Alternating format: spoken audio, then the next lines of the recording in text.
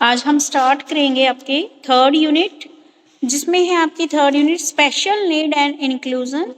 इसमें आपके 3 पॉइंट्स हैं। फर्स्ट है आपका special need in term of learning experience in the context of disability and their learning style. Second है school awareness and readiness for addressing learning difficulties. And third जो topic रहेगा concept of an inclusive school, infrastructure and accessibility, awareness and positive attitude towards disability, human resource whole school approach। ठीक है, निकालिए third unit, जिसमें first point पढ़ेंगे special need in term of learning experience. असमर्थताएं तथा उनकी जो लर्निंग शैलियाँ हैं उसके संदर्भ में अधिगम अनुभव की विशिष्ट आवश्यकताएं, यानी कि लर्निंग एक्सपीरियंस के लिए या लर्निंग स्टाइल जो स्पेशल नीड्स क्या क्या है। ठीक है, special need in term of learning experience.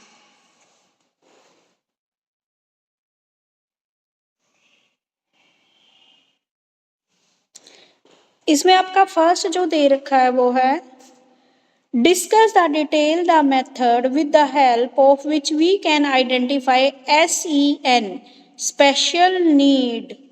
ठीक है, learners।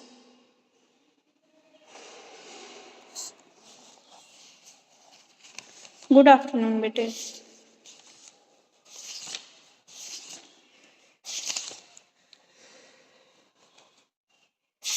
मैम हाँ जी बेटे। मैम जो आपने वीडियो भेजी थी उसमें सिर्फ सैलामैंका स्टेटमेंट के बारे में ही था। ओके, दूसरा नहीं था। सेकंड टॉपिक था वो मैम, उसमें नहीं था वो United nation convention on rights of person with disability वाला। ओके, वो मैं करा दूंगी। Okay ma'am. ठीक है बेटे, फिर पहले वही कंप्लीट करा देती हूँ, उसके बाद ही थर्ड यूनिट स्टार्ट करूँगी। हाँ जी मैम, एक बार ओवरव्यू दे दीजिए।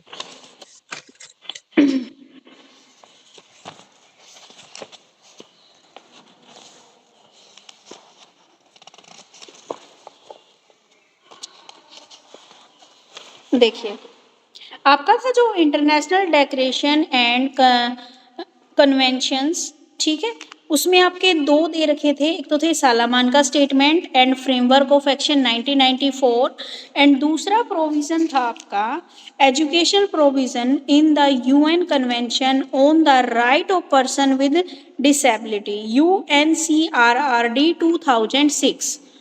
उसके बारे में हमें यहाँ पर बताना है। ये है आपका सेकेंड यूनिट का फर्स्ट वाले टॉपिक में। तो एक तो बता दिया, दूसरा है आपका 2006। इसमें क्या बताया गया कि जितने भी डिसेबल व्यक्ति हैं उनके राइट के लिए जो हमारा यूनाइटेड नेशन है उसने असमर्थ व्यक्ति के अधिकारों और उनकी गरिमा को सुरक्षा करने के लिए अंतर्राष्ट्रीय मानव अधिकार संधि, यानी कि जितने भी डिसेबल व्यक्ति हैं उनके राइट्स के लिए जो यूएनओ है हमारा, ठीक है, यूनाइटेड नेशंस हैं, उन्होंने क्या है इंटरनेशनल लेवल पर ह्यूमन राइट जो एक टेरिटरी की, ठीक है, एक संधि की, जिसका उद्देश्य क्या था कि जितने भी आपके डिसेबल पर्सन्स हैं उनके राइट्स को सिक्योर रखा जाए, उनके अधिकारों को सुरक्षित करना। ये जो आपस में जो संधि हुई असमर्थ व्यक्तियों के अधिकारों का वर्णन करती है, और ये प्रारूप 13 दिसंबर 2006 को तैयार किया गया। इस ट्रीटी को 3 मई 2008 को लागू किया गया और इस पर 160 देशों ने हस्ताक्षर किए। ठीक है, यानी कि UNCRRD 2006 ये एक मीटिंग थी, ठीक है, जो क्या है यूएनओ द्वारा क्या है, इसमें क्या बताया गया इंटरनेशनल लेवल पर कि जो भी डिसेबल व्यक्ति हैं उनके राइट्स को हमें क्या है बचा के रखना है, सुरक्षित रखना है। ठीक है, उनके अधिकारों का क्या क्या उनके राइट्स हैं उन सब चीज़ों का इन्होंने इस संधि के दौरान ये जो ट्रीटी हुई यानी कि जो भी मीटिंग हुई उसमें वर्णन किया। और ये जो मीटिंग थी ये क्या थी, 13 दिसंबर 2006 को उन्होंने क्या है ये एक ड्राफ्ट तैयार किया कि भाई जो जो डिसेबल व्यक्ति हैं उनके ये अधिकार रहेंगे। और इसको ये जो ड्राफ्ट था इन्होंने 3 मई 2008 को लागू कर दिया।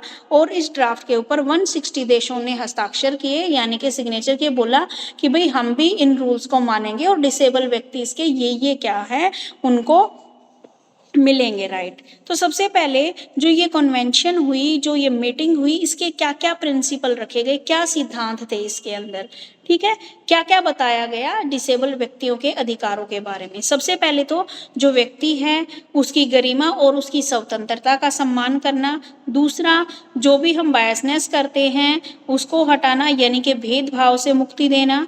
समाज में पूर्ण एवं प्रभावशाली भागीदारी यानी कि जो हमारी सोसाइटी है उसमें उनकी पूर्ण और इफेक्टिव भागीदारी होनी चाहिए।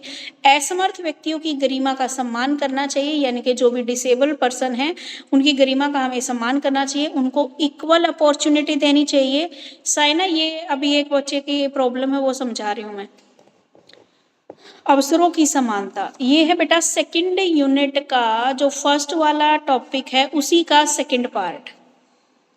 देखो भाई क्या क्या कन्वेंशन रखे गए। एक तो इन लोगों की जितने भी डिसेबल व्यक्ति हैं उनका क्या है, उनकी स्वतंत्रता की हमें रिस्पेक्ट करनी है, कोई भी भेदभाव नहीं करना है, समाज में भी उनका पार्टिसिपेशन उतना ही रहना है, ठीक है। जितने भी डिसेबल व्यक्ति हैं उनको इक्वल अपॉर्चुनिटी हमें देनी है, ठीक है, चाहे मेल है या फीमेल है उन दोनों के बीच में हमें क्या है इक्वेलिटी रखनी है, ठीक है। और आठवीं क्या बात बताई इसमें, जितने भी डिसेबल बालक हैं उनके राइट्स का हमें रिस्पेक्ट करने, उनके अधिकारों का हमें सम्मान करना है, ठीक है।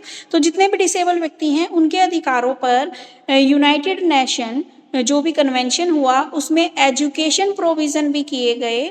और इस कन्वेंशन के अनुसार जितने भी डिसेबल व्यक्ति हैं, जितने भी डिसेबल बच्चे हैं उनको सभी लेवल पर जो आपकी इंक्लूसिव एजुकेशन देने का अधिकार दिया जाना चाहिए। यानी कि जो ये यूनाइटेड नेशन जो कन्वेंशन हुई है उसमें ये बताया कि जितने भी ये बच्चे हैं इनको समावेशी शिक्षा के अंदर इनको पढ़ने का अधिकार देना चाहिए। इन बालकों को भी बिना किसी भेदभाव के शिक्षा की हमें क्या है इक्वल अपॉर्चुनिटी देनी है, ठीक है।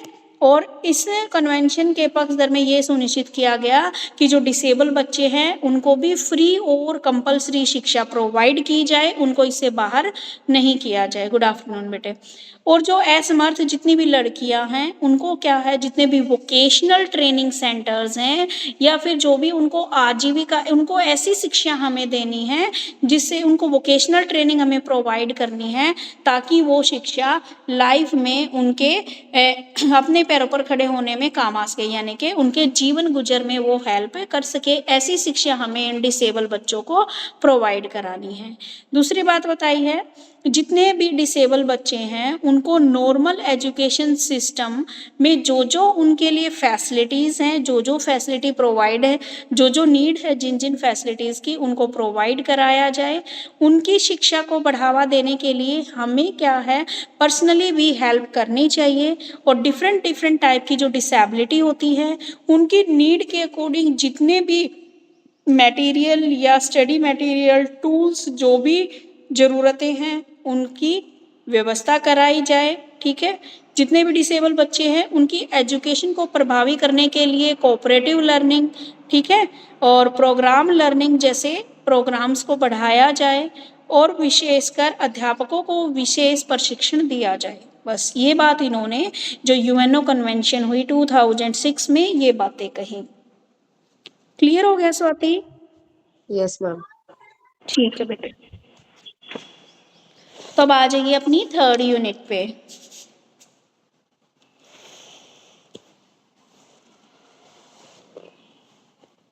SEN, सबसे पहले तो फुल फॉर्म बताइए। SEN स्पेशल एजुकेशन नीड, ठीक है। यहाँ पर SEN का मतलब हम लगाएंगे स्पेशल एजुकेशन नीड लर्नर, विशिष्ट शैक्षिक आवश्यकता वाले बच्चे।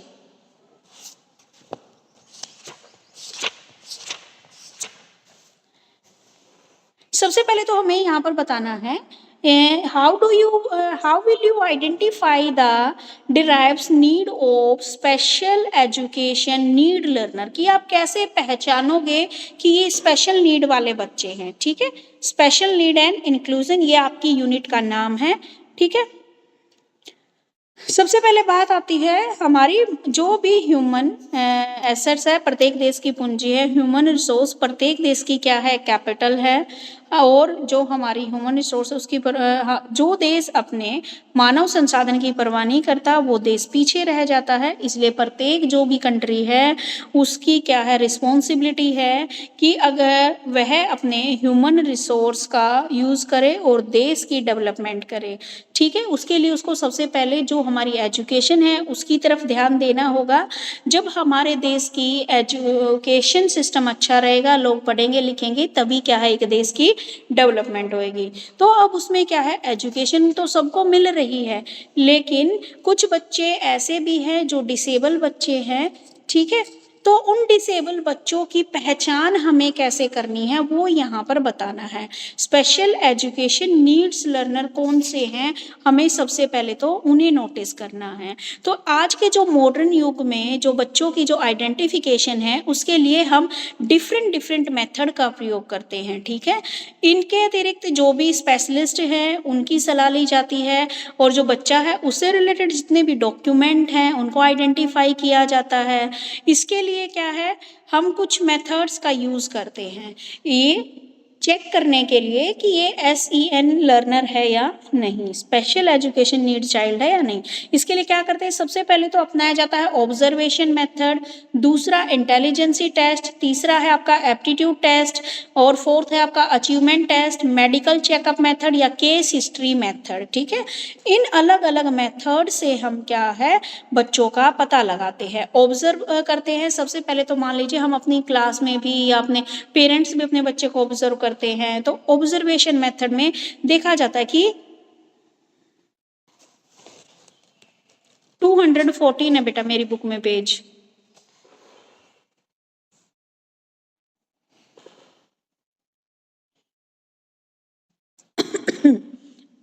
ऑब्जर्व किया जाता है कि बच्चे की ओवरऑल एक्टिविटीज़ को। ठीक है, और उसके बाद पता लगाया जाता है कि ये नॉर्मल बच्चा है या स्पेशल नीड वाला बच्चा है। इंटेलिजेंसी टेस्ट देखा जाता है, उनका IQ लेवल मापा जाता है कि एक बच्चा कितना किस तरीके से सीख रहा है, कि वह किस कैटेगरी में आता है। अचीवमेंट टेस्ट लिए जाते हैं, एप्टीट्यूड टेस्ट, उनके मेडिकल चेकअप या फिर उनकी कोई केस हिस्ट्री मेथड है वो पढ़ा जाता है उसके अकॉर्डिंग। ठीक है, तो ये सिर्फ नाम दे रखे कि इन विधियों के द्वारा हम स्पेशल नीड चाइल्ड्स की पहचान करते हैं, और विभिन्न प्रकार के बालकों का पता इस प्रकार लगाते हैं। और पता कैसे लगाएंगे इन बच्चों का, हमें सबसे पहला टाइप मिलेगा हमें फिजिकली एम्पायर्ड चिल्ड्रन, शारीरिक दोष। Good afternoon ma'am. Good afternoon बेटा। कौन सा क्वेश्चन है मैम, एक बार बता दीजिए। बेटा 3rd यूनिट स्टार्ट की है हमने। ओके मैम, उसमें पहला क्वेश्चन है। हाँ जी, उसमें पहला ही क्वेश्चन है कि आप SEN स्पेशल एजुकेशन नीड वाले बच्चों को कैसे आइडेंटिफाई करोगे कि ये स्पेशल नीड वाला बच्चा है या ये नॉर्मल बच्चा है। ठीक है, ठीक है मैम, थैंक यू मैम। तो उसके लिए इन्होंने मेथड बताए हैं कि ऑब्जर्वेशन मेथड द्वारा देख सकते हैं, हम IQ लेवल का टेस्ट करवा के देख सकते हैं, aptitude test, achievement test, medical checkup द्वारा, या उसकी उस बच्चे की अगर कोई इंजरी है या तो कुछ केस स्टडी मेथड के द्वारा भी हम कर सकते हैं। तो इसमें हम क्या कैसे कैसे बच्चों का हमें पता लगता है, एक तो पता लगता है फिजिकली एम्पायर्ड चिल्ड्रन का, शारीरिक दोष वाले बच्चे। अब उसके बारे में बता देना है शारीरिक दोष वाले बच्चे कौन से होते हैं। एक होते हैं हेल्थ इम्पायर्ड चिल्ड्रन, एक तो होते हैं शारीरिक दोष जो अपंग बच्चे होते हैं, जिनको चलते समय बैसाखी का सहारा लेना लड़खड़ा कर चलते हैं। ठीक है, या थोड़ा सा कार्य में थकान, ये शारीरिक फिजिकली हैंडीकैप जो बच्चे हैं। एक हेल्थ एम्पायर्ड चिल्ड्रन होते हैं। हेल्थ एम्पायर्ड का मतलब क्या है, ये किसी बीमारी से जूझ रहे हैं। ठीक है, मतलब ये हैंडीकैप्ड नहीं है लेकिन इनको कुछ मेजर कुछ बीमारी हो रखी है। ठीक है, जैसे हमेशा सुस्त रहते हैं, इनको सांस फूलता रहता है, गुस्सा अधिक आना, बात बात पर आपा खो देना, ये इस टाइप के बच्चे आते हैं। या फिर शरीर में वजन की कमी, बिल्कुल सूखे से बच्चे।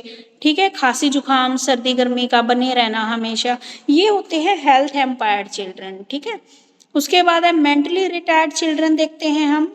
उसके मेंटली रिटायर्ड जिनका आईक्यू लेवल बहुत कम होता है। एक होते हैं विजुअली इम्पायर्ड चिल्ड्रन, दृष्टि दोष बालक। ये मैं बेटा एक्सप्लेन नहीं कर रही पूरा, क्योंकि आप पहले इनको पढ़ चुके हो, आपको पता है फिजिकली एम्पायर्ड चिल्ड्रन में कौन कौन से बच्चे आते हैं, ठीक है। आपको पता है मेंटली रिटायर्ड में रिटायर्ड चिल्ड्रन कैसे होते हैं, उनके बारे में यहाँ पे लिखना है। फिर दृष्टि दोष वाले बालक कौन से होते हैं, फिर आते हैं हियरिंग इम्पायर्ड चाइल्ड कौन से होते हैं, फिर एक होते हैं स्पीच वाले जिनका क्या है जो बोल नहीं सकते, गूंगे हैं, ठीक है। और एक आते हैं learning disability, slow learner children. ये डिफरेंट डिफरेंट टाइप के चिल्ड्रंस को हम क्या करते हैं, आइडेंटिफाई करते हैं किसमें, स्पेशल एजुकेशन नीड चाइल्ड में, ठीक है।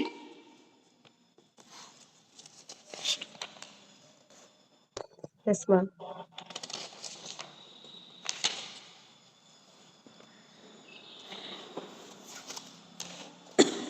अब जो ऑब्जर्वेशन मेथड दे रखा है इन्होंने, interview method, case history method, psychological test के द्वारा,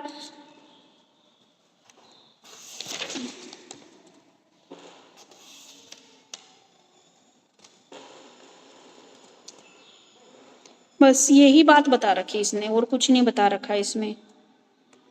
वैसे तो क्वेश्चन तो काफी लंबा बना रखा है, लेकिन सिर्फ ये मेथड बता दिए थोड़े से, और इसमें आइडेंटिफिकेशन में बता दिया कि इस टाइप के बच्चे हैं। तो मुझे बताओ इसको डिटेल में पढ़ाऊं या फिर कर लोगे, क्योंकि सारा वही है आगे पहले पढ़ाया हुआ। कर लेंगे मैम।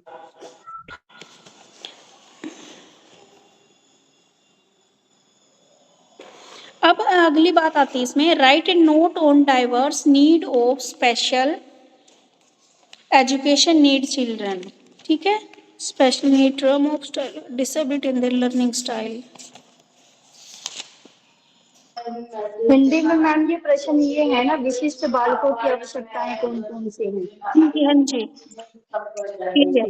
अब इसमें बताना है कि हमें right and note on diverse need of SEN learner, यानी कि जो ये हमारे स्पेशल नीड वाले बच्चे हैं इनकी क्या क्या आवश्यकताएं हैं, इनके बारे में अब हमें बताना है, ठीक है। तो जो हमारे स्पेशल चाइल्ड होते हैं उनमें उनकी स्पेशलिटी के कारण जो हमारी जो सामान्य टीचिंग मेथड है और जो शिक्षा व्यवस्था है वो कोई विशेष बेनिफिशियल नहीं होती उनके लिए। उनको क्या है, जो स्पेशल नीड वाले बच्चे होते हैं उनको कुछ स्पेशल मटेरियल की आवश्यकता होती है। जैसे आप देख सकते हो कि जो बच्चे देख नहीं सकते उनको ब्रेल लिपि से पढ़ाया जाता है, ठीक है। उनको और सामान्य बालकों के साथ अदर एक्टिविटी में ये भाग तो लेते हैं, लेकिन दूसरी तरफ ये क्या है, एक खुद को एक पिछड़ा हुआ बालक कक्षा में समझने लगते हैं। एक होता है अपचारी बालक। तो इनकी सबसे पहले तो मैं यहाँ पर मेन क्या बताना है, नीड्स के बारे में बताना है कि यानी कि इन बच्चों को, जो स्पेशल नीड वाले बच्चे हैं, इनको इनकी शिक्षा को सुचारू रूप से चलाने के लिए ये हमें किन किन चीज़ों की आवश्यकता रहेगी, ठीक है। तो विविध आवश्यकताएं हैं। एक तो फर्स्ट है, जितने भी हमारे विजुअल और जितने भी बहरे गूंगे बच्चे हैं उनको सामान्य बालकों के साथ बैठाकर शिक्षा नहीं दी जा सकती। ऐसे बालकों की शिक्षा के लिए हमें स्पेसिफिक पाठ्यक्रम बनाना पड़ता है, ठीक है। मान लीजिए जो बेचारे जो अंधे बच्चे हैं, जो देख नहीं सकते, उनको हम नॉर्मल बच्चों के साथ एक ही क्लास में, देखो इंक्लूसिव एजुकेशन तो ये बोल रही है कि हमें एक साथ उनको शिक्षा प्रोवाइड करनी है, लेकिन हम उनको शिक्षा तो प्रोवाइड कर रहे हैं, लेकिन उसी स्कूल में प्रोवाइड कर रहे हैं, लेकिन हम उनको एक साथ उनके साथ नहीं पढ़ा रहे। उसके लिए जो स्पेशल जो पाठ्यक्रम है, उनका जो कैरिकुलम है, उसके अकॉर्डिंग हमें पढ़ाना है, भले ही हम उनको एक स्कूल में पढ़ा रहे हैं। दूसरा, बालकों की जो भी एजुकेशनल, सोशल और जो भी फिजिकली जो भी नीड्स होती हैं, ठीक है, उनका भी हमें व्यवस्था करनी है। अब जैसे अब देख लीजिए कुछ बच्चे ऐसे होते हैं जिनको अब जो नॉर्मल बच्चे वो तो ऐसे ही खेलते कूदते रहते हैं, लेकिन इनके लिए क्या है, स्पेशल जैसे कुछ पकड़ने के लगा देते हैं गवर्नमेंट, ठीक है, ग्रिल वगैरह लगा देती है। इनकी क्या क्या नीड है, स्पेशल इन बच्चों के लिए टॉयलेट सीट दूसरे वाली यूज़ की जाती है उनके लिए, वहाँ पे भी क्या है, कुछ इनका स्पोर्ट के लिए कुछ बना देते हैं। उसके बाद क्या है, इनकी योग्यता के और क्या बताया गया है, जितनी भी सामान्य कक्षाओं से इनको कोई भी लाभ नहीं होता, उनके लिए क्या है, जो भी टीचिंग मेथड है, अलग कैरिकुलम की और स्पेशल टीचर की आवश्यकता होती है, ठीक है। यदि उनकी ओर ध्यान ना दिया जाए तो ये बच्चे क्या है, प्रॉब्लमेटिक बच्चे बन सकते हैं और स्वयं के परिवार तथा समाज को भी हानि पहुंचाते हैं। तो हमें एक ऐसी व्यवस्था बनानी है ताकि इन बच्चों को क्या क्या चाहिए, स्कूल में कैसे हम इनको डेवलप कर सकते हैं, वो चीज़ें हमें यहाँ पर देखनी है। जो स्पेशल बच्चे हैं उनको शिक्षा की आवश्यकता उनकी मेंटली और शारीरिक जो भी फिजिकली एम्पावरमेंट है, इन बालकों को भी होती है। विशिष्ट शिक्षा की आवश्यकता मानसिक और शारीरिक विकलांग बच्चों को भी होती है। ये तो थे आपके पहले वाले में, तो जो अंधे बच्चे हैं, जो गूंगे हैं और बहरे हैं, ठीक है, उनके लिए। अब जो मेंटली और फिजिकली हैंडीकैप्ड है, ये तो क्या है हमारे इनको जस्ट क्या है एडजस्ट करने में कठिनाई आती है। अगर इन बालकों पर थोड़ा सा भी ध्यान दिया जाए तो ये क्या है, इन बच्चों को हम नॉर्मल क्लास में भी पढ़ा सकते हैं, क्योंकि एक तो इनका ये है कि विकलांग है, ये आईक्यू लेवल इनका सही है, लेकिन क्या है, ये सिर्फ और फिजिकली हैंडीकैप्ड है, ठीक है। और मेंटली हैंडीकैप्ड में भी क्या है, ये वो बच्चे आ गए जो आपके इडियट में आ गए या थोड़ा सा जिनका आईक्यू लेवल कम होता है, ठीक है। इन बच्चों को अगर हम इनके ऊपर थोड़ा सा भी ध्यान दें, इनको जागृत करें, तो हम इनको क्या है, सेल्फ डिपेंड बना सकते हैं और उनको प्रॉपर एजुकेशन प्रोवाइड करके ये भी समाज में क्या है, एक सही सदस्य बन सकते हैं। और क्या बताना है इसमें, जितनी भी स्पेशल एजुकेशन वाले जितने भी इनके गार्जियन हैं, टीचर्स हैं और जो भी टीचिंग मैनेजमेंट है इनकी, इन बालकों की समस्याओं को समझने में सहायता प्रदान करे, ठीक है, कि स्पेशल बालक को एडजस्टमेंट में उनको किस किस चीज़ की नीड है, ठीक है, किस किस चीज़ की आवश्यकता है।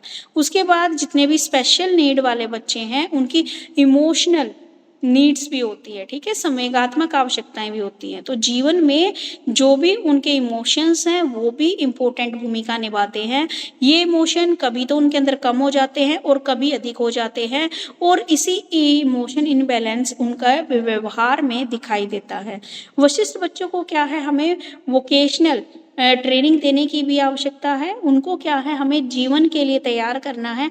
हमें क्या है, उनको रटाना नहीं है, हमें जस्ट उनको इस लायक बनाना है ताकि वे इन फ्यूचर क्या है, अपना जीवन यापन कर सके। ऐसा कुछ स्किल हमें उनको सिखानी है, ठीक है। तो ये हमारी क्या है, कुछ नीड्स हैं इन बच्चों की, यानी कि उनके खाली समय में क्या है, उनका सदुपयोग कराना है, उनको गाइडलाइंस देना है, ये सारी चीज़ें। अब क्या है, इसके लिए इन आवश्यकताओं को पहचाने जाने के लिए सरकार ने क्या है, बहुत सारे प्रयास किए हैं और कुछ उन्होंने सेंटर्स भी खोले हैं इसके लिए। आशक्त बच्चों के लिए एक तो रिहैबिलिटेशन काउंसिल ऑफ इंडिया ये बताया गया है, एक NCTE अध्यापक प्रशिक्षण के साथ कुछ विशेष कार्यक्रम, national council for teacher education, जिसमें क्या है, टीचर्स को क्या है ट्रेनिंग प्रोवाइड कराई जाती है कि जो ये बच्चे हैं उनको किस तरीके से आपको पढ़ाना है। उसके बाद क्या है, इसी से रिलेटेड कुछ कोर्सेज भी चलाए जाते हैं। स्पेशल नीड वाले बच्चों को पढ़ाने वाले जो टीचर होते हैं उनके लिए अलग से स्पेशल कोर्स निकाला जाता है, ठीक है। उसके बाद जो RCI है वो क्या करती है, जो ये डिसेबल बच्चे हैं इनकी आवश्यकता को पहचानने के लिए एक क्रेडिट स्टोरेज प्लानिंग को डेवलप करती है, ठीक है। ये जो स्पेशल बच्चे इनकी आवश्यकता को पहचानने हैं, तो जो भी इस शिक्षा के संबंध में एक तो क्या लोगों में जागरूकता लानी है, ये महत्वपूर्ण है, ठीक है। और माता पिता की भी महत्वपूर्ण भूमिका होती है। RCI ने माता पिता के लिए भी 6 महीने का कोर्स डेवलप किया है। यह कोर्स दूर स्पोर्ट माध्यम से यानी कि डिस्टेंस माध्यम से करवाया जाएगा, जिसके अंदर एक प्रोग्राम कंडक्ट किया जाएगा और उनके बच्चों के जो पेरेंट्स हैं उनको अवेयर किया जाएगा और उनको भी ट्रेनिंग दी जाएगी कि वो किस तरीके से अपने बच्चे को टैकल करें, ठीक है, और उसको थोड़ा सा उसकी डेवलपमेंट में आप भी हेल्प करें, ठीक है। एक बार बेटा पढ़ना, 1 मिनट में आई मैं, 1 मिनट में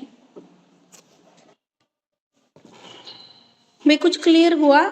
पता नहीं, मेरे को तो ऐसा लग रहा है जैसे ये भी पढ़ा हुआ क्वेश्चन है। मैम हाँ जी, मैम वो जो ऑर्गेनाइजेशन के नाम बताए थे आपने स्पेशल एजुकेशन से रिलेटेड, वो एक बार प्लीज रिपीट कर दो। वो थे बेटा, एक तो ये है रिहैबिलिटेशन काउंसिल ऑफ इंडिया, ये आपके इसमें दे रखे हैं बेटा, जो सेकेंड यूनिट है ना। मैम ये एक साथ नहीं दिए हुए, अलग अलग क्वेश्चन दिए हुए, फिर वो अच्छा कंपाइल अच्छा, करने में पता नहीं कैसे लिखो रिहैबिलिटेशन काउंसिल RCI। ठीक है मैम, नेक्स्ट। नेक्स्ट है आपका national institute of different disabilities, NIDD, national institute of different disabilities. एक है CRCS, CRC और नीचे छोटा s, कंपोजिट रीजनल सेंटर्स।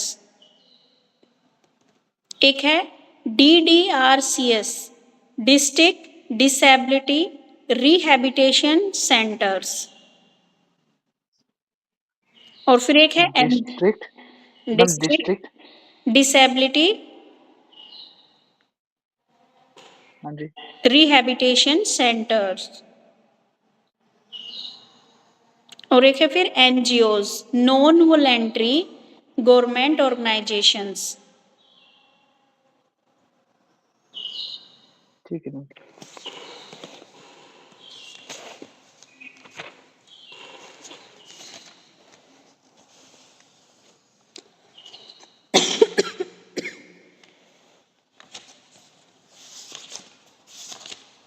चलिए भाई देखिए, मैम लेकिन इस बुक में, मेरे बुक में तो दूसरा दिया हुआ है। क्या दिया मतलब एक तो rehabilitation of council of India दिया हुआ है, एक NCTE दिया हुआ है, शिक्षक शिक्षा राष्ट्रीय परिषद, उसके बाद NCERT दिया हुआ है, उसके बाद NCRT नहीं बेटा, NCT होता है national council of teacher education, जिसमें टीचर्स को ट्रेनिंग प्रोवाइड की जाती है स्पेशल बच्चों को हैंडल करने के लिए। NCRT बेटा लेकिन बुक से रिलेटेड होता है। इसमें वो दिया हुआ है मैम, बट राष्ट्रीय शैक्षणिक एवं अनुसंधान परिषद। NC ठीक है भाई, हो कर रखा उस होगा आपके में ऐड। उसके बाद है क्रेडिट संग्रह योजना, उसके बाद है सेवारत अध्यापकों के लिए प्राथमिक कोर्स। राम ने पूछा है जो जो सेंटर्स है ना इनसे रिलेटेड है, डिसेबल बच्चों से रिलेटेड। मेरी बुक में तो दिया ही नहीं है मैम ये इसलिए मैंने पूछा था। कोई नहीं, मेरे को तो पता नहीं भाई, ये सारे क्वेश्चन ऐसे लग रहे हैं जैसे पढ़ रखे हैं पहली यूनिट में, कुछ भी अलग नहीं लगा। नीड्स वाले क्वेश्चन में क्या क्या आवश्यकताएं हैं, बेवकूफ बना रखे हैं। अब मुझे बताओ यहाँ तक क्लियर है बेटे? जी मैम। उसके बाद है अगला पॉइंट है आपका school awareness and readiness for addressing learning difficulties. हाँ जी,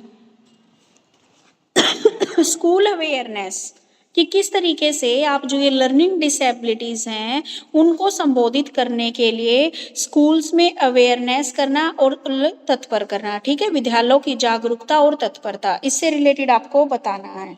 ठीक है, कि विद्यालय जागरूकता और तत्परता का क्या अभिप्राय है, इसके बारे में आप बताइए।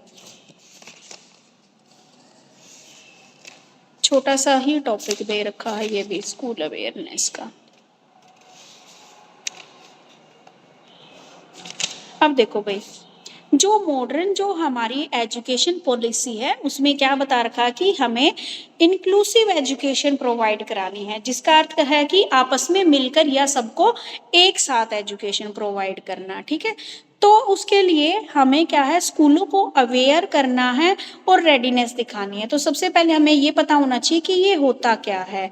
तो यहाँ पर बताया गया है तत्परता का अभिप्राय, जैसे बालक का घर से निकलकर स्कूल जाता है, इसके अंतर्गत बालक को पारिवारिक परिवेश से निकलकर विद्यालय प्रवेश के लिए तैयार किया जाता है और विद्यालयों में प्रवेश के उपरांत बालक के भावनात्मक, बौद्धिक एवं मानसिक विकास को सुनिश्चित करते हुए बालक व उसके अभिभावकों द्वारा आहूत की गई तत्परता को सही सिद्ध करने का प्रयास किया जाता है और बालक को डिफरेंट कौशल को सिखाने के लिए फिजिकली और मेंटली रूप से प्रिपेयर किया जाता है। यद्यपि बाहर से यह प्रक्रिया सरल और सामान्य दिखाई देती है, परंतु वस्तुतः यह अत्यधिक जटिल प्रोसेस है और सैद्धांतिक रूप से यह जितनी सरल दिखती है, अगर प्रैक्टिकली देखा जाए तो उतनी ही क्या ये कॉम्प्लेक्स है।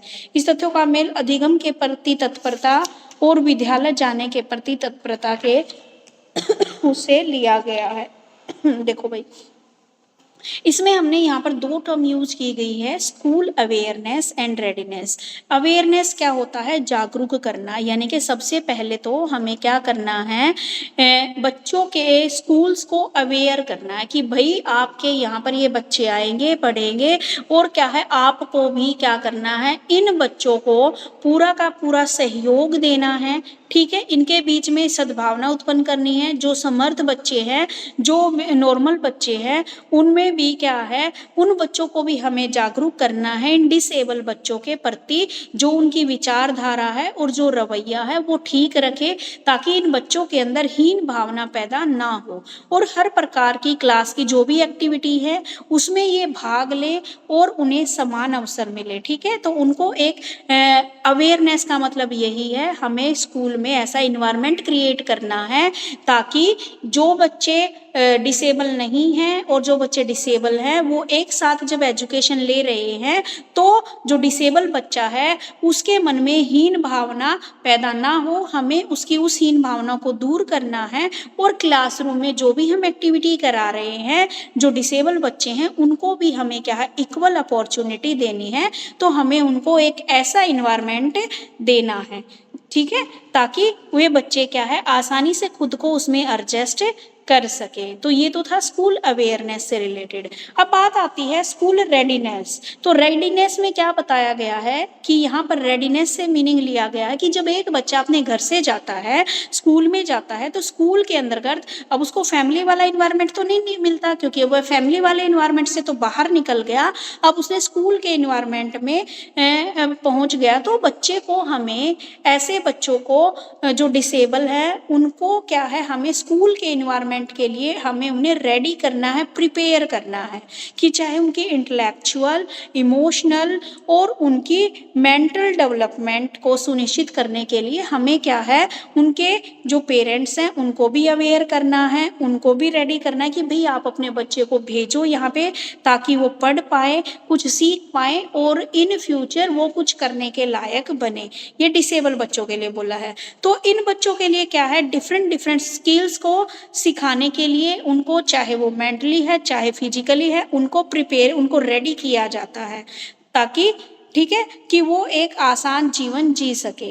अब देखा जाए तो ये प्रोसेस बोलने में तो बड़ी इजी लग रही है हमें, लेकिन वास्तव में अगर भी प्रैक्टिकली देखा जाए तो ये जो आपकी जो रेडीनेस और जो अवेयरनेस वाली प्रोसेस है ये बड़ी मुश्किल है।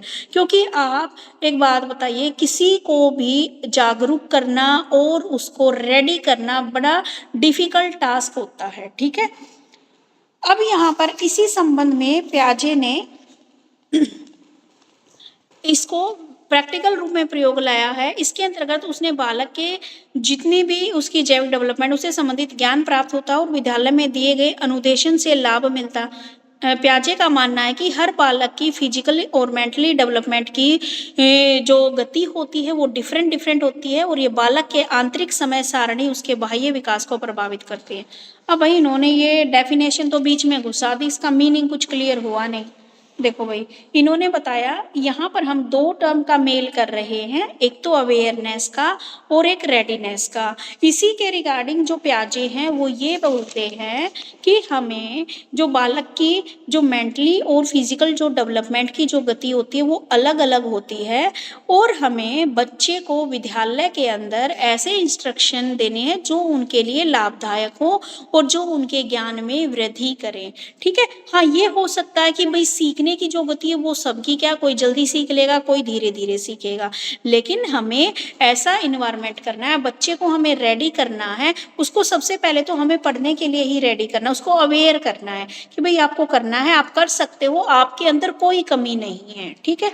ये बात वो बताना चाहते हैं। अब विद्यालय तत्परता को प्रभावित करने वाले कारक विद्यालय। अब उसके बाद जो मे का मानना है कि जो रेडीनेस है वह गुण बच्चे के सामान्य विद्यालय पाठ्यक्रम में सफलतापूर्वक भाग लेने में सहायता करता है, ठीक है। चाहे बच्चे की शारीरिक अवस्था नहीं है या मानसिक रूप से तैयार नहीं है, तो उसको तैयार करना ही रेडीनेस कहलाता है। भाई मैंने इतना बोल लिया, पर मुझे ये बताओ, एक टर्म ये समझ में आई है, स्कूल अवेयरनेस और रेडीनेस क्या होता है? मैम मैंने अभी ना इसका आंसर चैट जीपीटी से देखा है, तो मैं बताऊं? हाँ इसमें देखो बताओ, इस तरह से सकता दिया हुआ है। हूँ इजी दे रखा हो। हाँ मैम, इजी ही है। मतलब मैंने यही पेज की फोटो क्लिक करके डाली, तो उसमें मतलब पहले बताया हुआ है कि मतलब स्कूल जागरूकता क्या होती है। मतलब विद्यालय जागरूकता का अर्थ है कि विद्यालय के सभी सदस्य जैसे कि आपकी उसमें टीचर है, वो प्रिंसिपल है, उसमें रहने वाले जो नॉर्मल छात्र हैं, वो अभिभावक भी आ जाएंगे इसमें, कि भाई जो बच्चों के पेरेंट्स हैं, वो जो सारे सदस्य हैं विद्यालय के, अधिगम कठिनाइयों के बारे में समझें और उनके लिए संवेदनशील रहें। जो भाई नॉर्मल स्कूल्स में आके जो आपके नॉर्मल स्कूल में आके जो डिसेबल बच्चे पढ़ते हैं, उनके लिए वहाँ के जो शिक्षक हैं, अध्यापक शिक्षक हैं, प्राचार्य मतलब प्रिंसिपल्स हैं, वहाँ के जो नॉर्मल स्टूडेंट्स हैं, और जो पेरेंट्स हैं स्टूडेंट्स के, कई बार होता है ना कि भाई वो पेरेंट्स अलाउ नहीं करते कि भाई अब तुम अपने स्कूल में ऐसे बच्चों को पढ़ा रहे हो, मेरा हाँ बच्चा जी। नहीं जाएगा, इस तरह से मैम हो जाता है। हाँ जी। कहते हैं कि भाई नहीं नहीं, तो मतलब इन सबको पहले जागरूक करें। जागरूक करने के लिए मैम इसमें पॉइंट्स बताए हुए हैं, जैसे अधिगम कठिनाइयों की पहचान करें सबसे पहले तो उन बच्चों की, मतलब विद्यालय को पहले जागरूक कर रहे हैं हम बच्चे की डिसेबिलिटीज को जानने के लिए, कि अधिगम कठिनाइयों के बारे में जाने। अधिगम कठिनाई में होती है जैसे डिसलेक्सिया, डिस्ग्राफिया, डिस्कैल्कुलिया जैसी समस्याओं के बारे में जाने। मतलब उनको किस तरह से पढ़ाना है, उनके लिए क्या टीचिंग एड्स होंगे, क्या टीचिंग स्ट्रेटजीज होंगी, उसके बारे में पहचान करें। उसके बाद उनकी पहचान करने के बाद ऐसे टीचर्स लाएं वहाँ पे, उनको ट्रेनिंग दें। मतलब वो नॉर्मल टीचर से कुछ हटके टीचर्स लाएं उनके लिए, जो भाई इन चीजों मतलब ऐसे बच्चों को हैंडल कर सकते हैं, उनको पढ़ा सकते हैं, मतलब शिक्षकों का प्रशिक्षण दे। ठीक है। उसके बाद है सकारात्मक दृष्टिकोण। थर्ड पॉइंट में है सकारात्मक दृष्टिकोण, कि सबसे पहले उनको कमजोर या फिर उनके लिए दया वाली भावना ना रखें, बल्कि उनको मतलब सबके साथ रखें, उनको कमजोर ना समझे, टाइम टाइम पर उनको उनका आत्मविश्वास बढ़ाते रहें। और उसके बाद मैम अभिभावकों की जागरूकता, कि माता पिता को जानकारी दी जाए कि भाई सबसे पहले कि जो भाई तुम्हारे बच्चे हैं डिसेबल है, कोई बात नहीं, कोई दिक्कत नहीं है, उनको स्कूल में लाओ, उनको पढ़ाई पढ़ाई करवाओ, इस तरह से उनकी टाइम टाइम पे मीटिंग कराओ, टीचर्स मीटिंग कराओ, पेरेंट्स टीचर मीटिंग, उनकी काउंसलिंग कराओ। कि सबसे पहले तो मैम यही है कि जब तक अभिभावक मतलब उनके पेरेंट्स जागरूक नहीं होंगे तो बच्चे स्कूल में एंटर कैसे करेगा। तो ये है। उसके बाद मैम छात्रों में संवेदनशीलता। छात्रों में इसमें मतलब जो नॉर्मल छात्र हैं उनको समझाया जाए कि भाई देखो ये बच्चे भी तुम्हारे जैसे हैं, उनको साथ में लेके चलो, उनसे फ्रेंडशिप करो, उनसे बातचीत करो, तभी दोनों के मतलब छात्र में संवेदनशीलता आएगी एक दूसरे के प्रति। ठीक है। उसके बाद मैम इसमें बताया हुआ है कि विद्यालय तत्परता, की मतलब विद्यालय को जागरूक तो कर दिया आपने डिसेबल बच्चों के लिए, लेकिन उसको रेडी कैसे बनाया जाए, कि वैसा मतलब विद्यालय को तैयार कैसे किया जाए उन बच्चों के लिए। इसमें है विद्यालय तत्परता का अर्थ है कि विद्यालय अधिगम कठिनाइयों वाले बच्चों के लिए आवश्यक संसाधन, वातावरण और व्यवस्था उपलब्ध कराई जाए। अब इसमें पॉइंट्स बताए हुए हैं कि जैसे शिक्षण विधियां लाई जाए, मतलब बच्चों की आपने डिसेबिलिटी की पहचान कर ली, उनके अकॉर्डिंग शिक्षण विधियां अपनाओ, सरल भाषा का उपयोग करो, एक्टिविटी बेस्ड लर्निंग हो। ठीक है। और उसके बाद है मैम विशेष संसाधन, की अब जरूरी नहीं है कि सबको एक जैसे तरीके से पढ़ाया जाए, तो मैम उनके लिए संसाधन लाए जाएं स्कूल में। जैसे अगर कोई ज्यादा ही डिसेबल बच्चा है, उसके लिए एक अलग से रिसोर्स रूम बना दिया जाए कि भाई वहां जाके उनकी एजुकेशन हो। टीएलएम लाए जाएं, ऑडियो विजुअल एड्स, जो भाई सुन नहीं सकते, बोल नहीं सकते, उनके लिए कुछ इस तरह से अ, इंतजाम किया जाए। मूल्यांकन में बदलाव, कि भाई फ्लेक्सिबल असेसमेंट करो, एक्स्ट्रा टाइम दो बच्चों को, ओरल टेस्ट की सुविधाएं करो। और उसके बाद मैम है सहायक सेवाएं, मतलब सहायक सेवाएं जैसे स्पेशल एजुकेटर होते हैं मैम शिक्षक, हाँ तो जी। उनके काउंसलर होते हैं, स्पीच थेरेपिस्ट होते हैं, जो उन उनको लाया जाए। उसके बाद मैम अनुकूल वातावरण बनाया जाए, मतलब स्ट्रेस फ्री क्लासरूम हो, फ्रेंडली टीचर हो, स्टूडेंट हो, इस तरह से बताया हुआ मैम इसमें। और मैम समावेशी वातावरण, की बच्चों को समावेशी वातावरण दिलाया जाए, एक साथ पढ़ाया जाए, समान अवसर, सामाजिक भावनात्मक विकास पर ध्यान दे। उसके बाद इसमें टीचर की क्या भूमिका है, बच्चों की समस्याओं पहचाने, रणनीति अपनाए, अभिभावक से सहयोग, बच्चों का आत्मविश्वास बढ़ाए, ये सब। उसके बाद मैम मतलब दोनों को करके उसके बाद उसका कंक्लूजन दिया हुआ है। फिर इसमें बुक में ठीक दिया हुआ है कि भाई उसको प्रभावित करने वाले कारक, आप इसको भी ऐड कर सकते हो कि जो इन इन सब चीजों को क्या प्रभावित करते हैं, मतलब स्कूल तत्परता जो होती है उसको प्रभावित क्या करते हैं। फिर मैम इसमें बुक में दिया हुआ है जैसे सामाजिक, पारिवारिक, बालक का स्वास्थ्य, कक्षा का वातावरण और इसकी जो सुविधाएं हैं। अगर ये सारी चीजें बच्चों को नहीं मिलती है तो भाई स्कूल रेडी नहीं हो सकता। मैम मैंने चैट जीपीटी से देखा था, तो इसमें अलग अलग बताया हुआ है सारा। हाँ, इजी बता रखा है। समझ में आ गया भैया आप लोगों को? पता नहीं यस सच मैम, आ गया। सच पूछो ना, मुझे ये यूनिट ऐसी लग रही है जैसे पढ़ रखी है। मैम इसमें क्या है, मतलब मैंने अभी तक जितना भी पढ़ा है सारी चीज घुमा फिरा के वही दे रखी है। मुश्किल से 10-12 पॉइंट है जो आप मतलब दिव्यांग बच्चे हैं उनके लिए आप करते हो।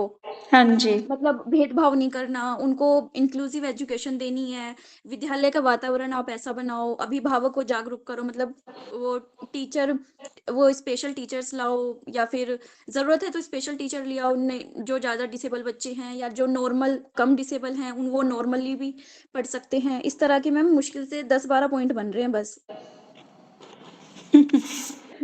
और राम को ये सबसे मुश्किल लग रही थी बुक। नहीं मैम, वो जो स्टार्टिंग के ना फर्स्ट यूनिट के जो 3-4 क्वेश्चन थे ना, बस वहाँ मुश्किल, थोड़ा सा ऐसे ना टर्म्स याद रखने वाली नहीं, मुझे तो बस बाकी मैम तो सारा मैथ्स में फिर कंफ्यूजन होंगे। है। जो थर्ड यूनिट की लास्ट यूनिट है ना, मतलब थर्ड बुक की जो लास्ट यूनिट है मैथ्स जिसमें है, उसमें मेरे को बहुत ज्यादा डिफिकल्टी है। सारी बुक समझ में आ जाएगी, बस उसे छोड़ दो। किसमें? मैम ये जो थर्ड बुक दे रखी है हमें, हाँ जी। उसमें लास्ट में जो फोर्थ यूनिट है उसमें पूरा मैथ्स दे रखा है। मैथ्स के फॉर्मूला वगैरह है उसमें, थर्ड नहीं है, वो प्रॉपर मैथ दे सेकंड है रखा मैम, है। वो सेकंड है वो तो इस मैम, बैच वो में है सेकंड है, बेटा, सेकंड वो सेकंड पेपर है। सेकंड है मैम, सेकंड सेकंड हाँ अच्छा ठीक है, सेकंड है। हाँ तो उसकी फोर्थ यूनिट जो है ना वो डिफिकल्ट है मेरे लिए सबसे ज्यादा सारी बुक्स से। मैम एक रिक्वेस्ट है, अगर वो जब यूनिट आप कराएंगे तो उसकी मतलब वीडियो आप डाल देना। उस जैसे कोई बच्चा किसी को नहीं समझ में आ रहा है तो वो क्लियर कर लेगा बार बार उसको देख के। ठीक है, उसकी ना वीडियो मैं आज ही भेज देती हूँ तेरे पास, पुरानी वीडियो पड़ी है मेरी। ठीक है मैम, थैंक यू। क्योंकि मुझे थोड़ा सा मैथ्स में डिफिकल्टी है, मेरे को मैथ्स बिल्कुल 0% ही आता है थोड़ा सा, इसलिए। चलो कोई बात नहीं, अभी अपने टॉपिक पे आ जाओ वापस। अब आपका एक टॉपिक है, मुझे सच बताऊं ये भी पढ़ा हुआ है, कंसेप्ट ऑफ इंक्लूसिव स्कूल, यानी कि समावेशी विद्यालय क्या होते हैं, पहले इसको बताइए। उसमें क्या इंफ्रास्ट्रक्चर है, यानी कि क्या मूलभूत सेवाएं हैं, ये आपको बतानी है। अवेयरनेस एंड पॉजिटिव एटीट्यूड रखना है टुवर्ड डिसेबिलिटी के प्रति। Human resource wall school approach, असमर्थता के प्रति सकारात्मक दृष्टिकोण। मानव संसाधन और संपूर्ण विद्यालय अप्रोच का वर्णन हमें यहाँ पर करना है। अब समावेशी विद्यालय का कंसेप्ट सबको पता है, कोई भी एक बच्चा बता दीजिए क्या होता है। मैम समावेशी विद्यालय वह विद्यालय होता है जिसमें समान बच्चे को बाधित बच्चे या स्पेशल बच्चे के साथ में पढ़ाया जाता है।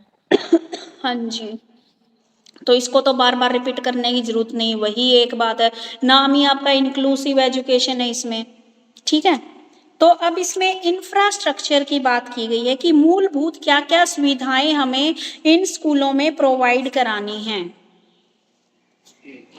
ठीक है, तो उसमें आ जाते हैं आपके सबसे पहले फिजिकल रिसोर्सेस और जितने भी सीटिंग अरेंजमेंट है। ठीक है, क्लासरूम के अंदर कैसे अरेंज करना है आपको, ये पूरा इंफ्रास्ट्रक्चर आ जाता है। इसमें सबसे पहले बात आती है फिजिकल रिसोर्सेज के आवश्यक संसाधन में बताया गया है कि सबसे पहले जो ये विद्यार्थी हैं उनके लिए जो भी डेस्क वगैरह है, बेंच वगैरह है आदि का उचित वो किया जाए। जितने भी क्या क्या हो सकता है स्कूल में, बताओ मुझे। एक तो आपके पीछे ही लगा हुआ, मेरे पीछे। ब्लैक बोर्ड मैम हो गया, उनकी डस्टर हो क्लासेस गया, सबसे चौक पहले तो पेंसिल। मैम सबसे पहले तो जो मैम मैम एक चीज और जो है कर सकते क्लासेस जो हैं। है ना उनकी ग्राउंड फ्लोर पे होनी चाहिए, उनकी क्लासेस जो है ग्राउंड फ्लोर पे हो, सो दैट जो अगर फर्स्ट फ्लोर ज्यादा ऊपर होगी तो फिर उनको ऊपर जाने में प्रॉब्लम होगी। और अगर इनकेस है भी तो वहाँ पे लिफ्ट और रैंप होना चाहिए। हाँ जी। ठीक है, और बाकी जो रिसोर्स रूम भी हो, स्पेशल टीचर्स भी होने चाहिए, और जो असिस्टिव टेक्नोलॉजीज भी होनी चाहिए उनके पास, जैसे वो होता है ना, वो चलने के लिए वो हाँ होता है जी। जो, वो सारी चीजें भी, व्हील चेयर्स वगैरह भी होनी चाहिए स्कूल में। मैम और इन बच्चों को Yes, आगे बैठाना चाहिए क्योंकि कुछ बच्चे सही से सुन नहीं पाते हैं, बोल नहीं पाते हैं, तो टीचर का ये होता है कि उसको आगे बैठाए कि वो अच्छे से सुन पाए, देख पाए।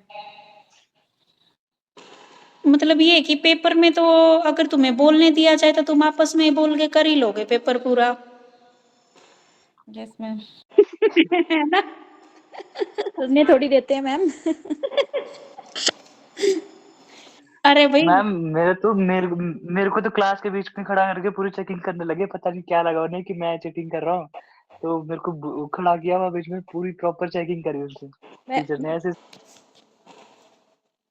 बस मेरे को तो ये 4-5 ये जो पहले क्वेश्चन ना अलग अलग टाइप की डिसेबिलिटी, बस यही थोड़े से कॉम्प्लिकेटेड लगते हैं, याद ना रहने वाले पॉइंट, बाकी तो सब ठीक लग रहा है।